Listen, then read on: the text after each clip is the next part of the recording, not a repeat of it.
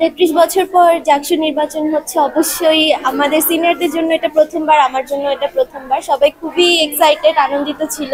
কালকে রাত থেকে খুবই একটা আনন্দঘন পরিবেশ সৃষ্টি হয়েছে। আর অবশ্যই আমরা অনেক ডিসাইড করেছি কয়দিন ধরে কাকে দিব, আমরা যাকে চাই বা যেই কাজগুলো আমরা অ্যাকচুয়ালি চাই জাহাঙ্গীরনগরে হোক বা আসুক নতুন কিছু, এরকম প্রার্থীদেরকে আমরা সিলেক্ট করেছি এবং তাদেরকে ভোট দিতে পেরেছি। আলহামদুলিল্লাহ, দোয়া করছি ভালো কিছু হবে। জীবনের প্রথমবার ভোট দিলাম। আসলে ভালো লাগতেছে, এতদিন পর। কখনো তো দেওয়ার এক্সপিরিয়েন্স ছিল না, আজকে প্রথমবার দিলাম।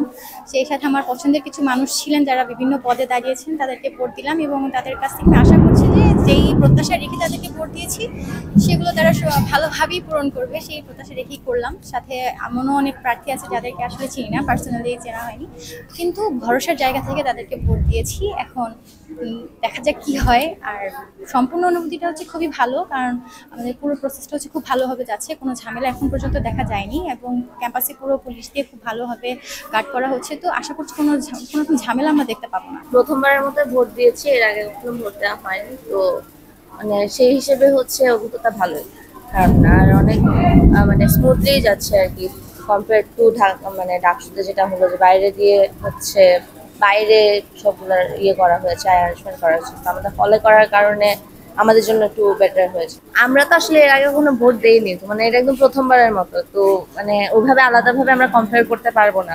তো ফার্স্ট অভিজ্ঞতা হিসেবে ভালো।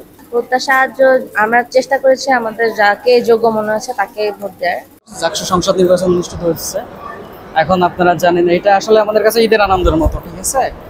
এখন আমি আমার জীবনে ফার্স্ট ভোটে অংশগ্রহণ করতেছি, ভোট দিতেছি, এটা আমার ফার্স্ট ভোট।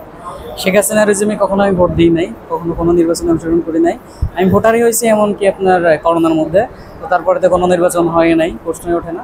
এটা আমার ফার্স্ট নির্বাচন এবং আমার কি বলবো, ফিল কিছু অ্যামেজিং।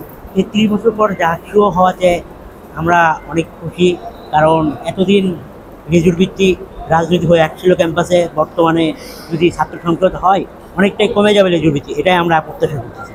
আমরা এই গত 15 দিন ধরে কোনো অরাজকতা দেখি নাই।